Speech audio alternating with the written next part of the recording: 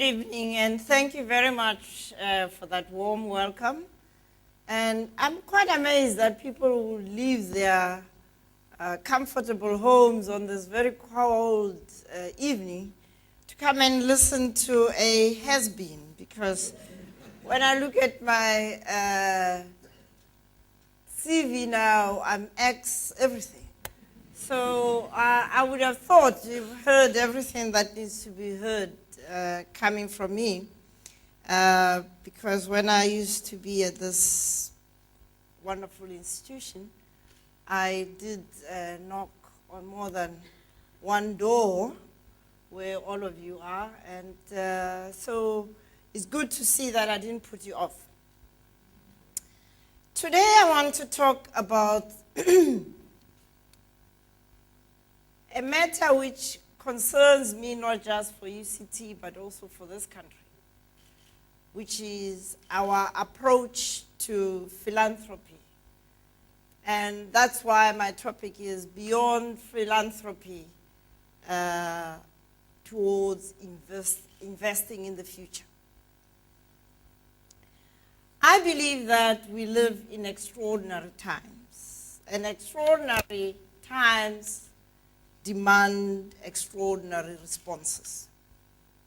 South Africa is at a crossroads. Our destiny, I believe, is greatness. But success in getting to that greatness depends very much on how you and I are prepared to work hard at charting a course to that future which future generations would be proud of. Our society is riddled with inequalities which undermine our potential for greatness. Whilst I agree with Adrian Gore, who gave an absolutely brilliant presentation at the Discovery Leadership Summit a week or so ago, and you have seen in this weekend's newspapers his absolutely wonderful articles, I believe that South Africans will continue to tend towards negative views of the future of their country, which, as he says, go absolutely counter to the facts and figures. When you look at the statistics, you see a brilliant future, wonderful prospects for our future. But I think the paradox between that statistical picture and the way we as South Africans feel about our country is because deep down in our hearts, we know something is seriously wrong with our society. And that's what's keeping us worried.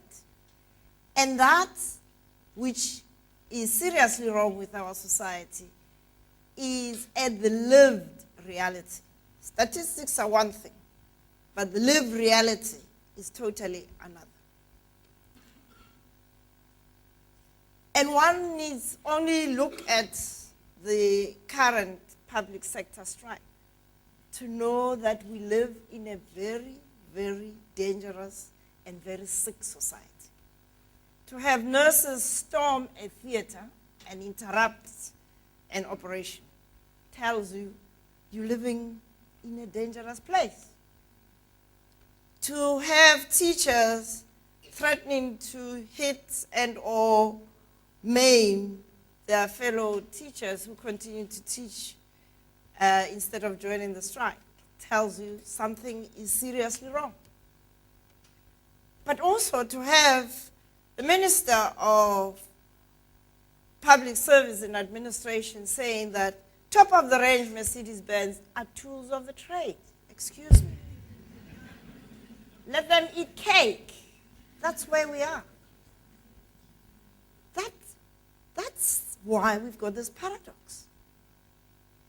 As alumni of this esteemed institution, we need to ask ourselves how we measure up to the challenge of supporting our alma mater to contribute to the resolution of the unfinished business of transformation of our society into a more just, more equal, and more prosperous one. UCT is a leading institution in higher education, and because of that, it has a greater responsibility to address the opportunity gaps between young people that are still defined by race, by class, by geography, and by gender. Education remains the tried and tested route out of poverty. Yet, post-apartheid South Africa has failed miserably in making high-quality education accessible to all young people in our society. So in this talk, I want to touch on three main points. One is the paradox of deeply rooted giving, social giving culture and mutual help that is part of our everyday lives, whether it's in the church setup or in the stokvel or in the communities. And yet, we still have this growing gap in terms of opportunities between the haves and the have-nots. Second, I want to talk about the paradox of having a mandated system of corporate social investment, and still, we don't seem to be able to get on top of our problems. And finally, I want to talk about the implications of this growing inequality in our midst.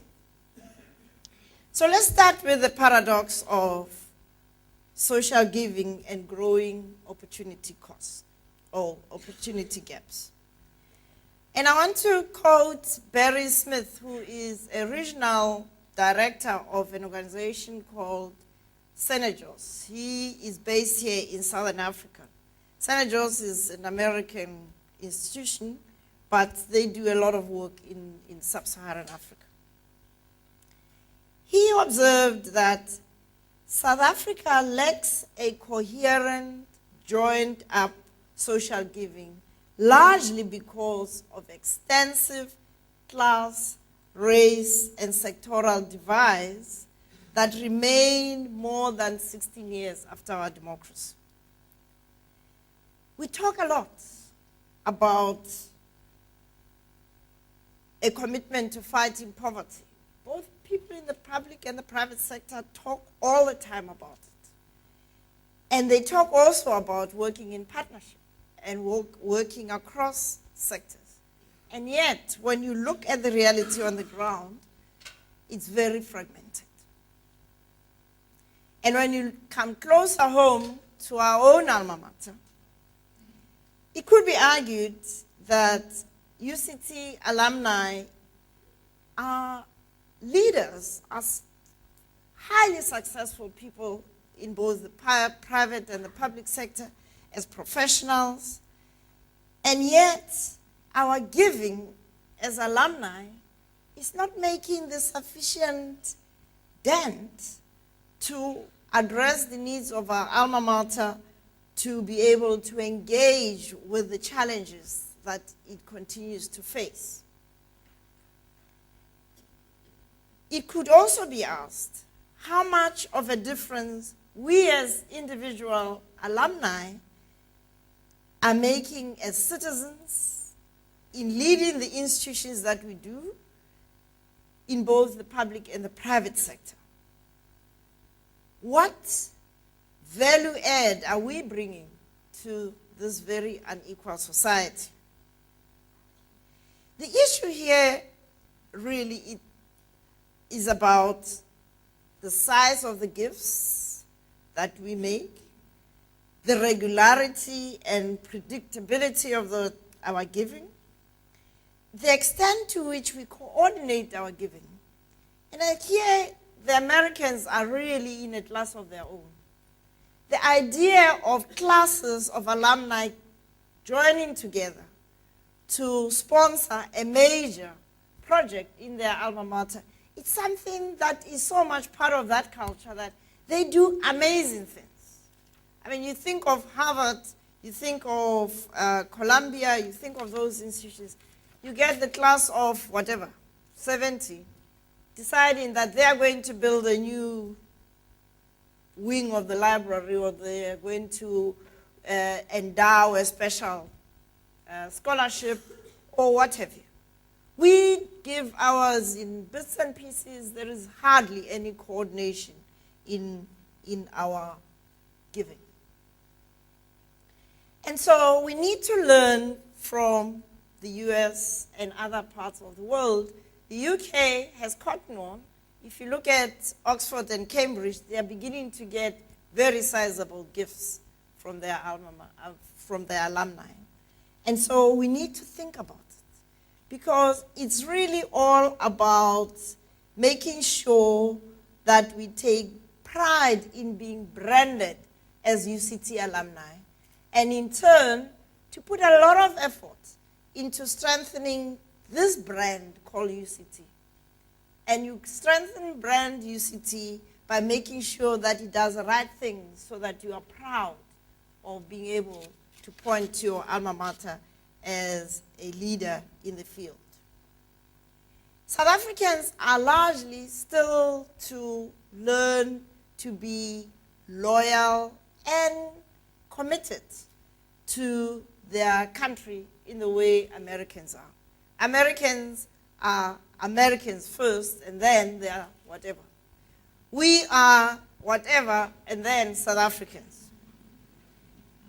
And this is very serious, because it is so ingrained in us that we have great difficulties in thinking beyond our narrow interests. And there is almost a pathological desire to sustain the divisions of the past.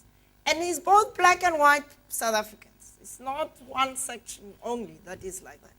Because somehow we have continued to make race have currency, economic currency, legitimacy currency, and so it becomes difficult to get rid of it.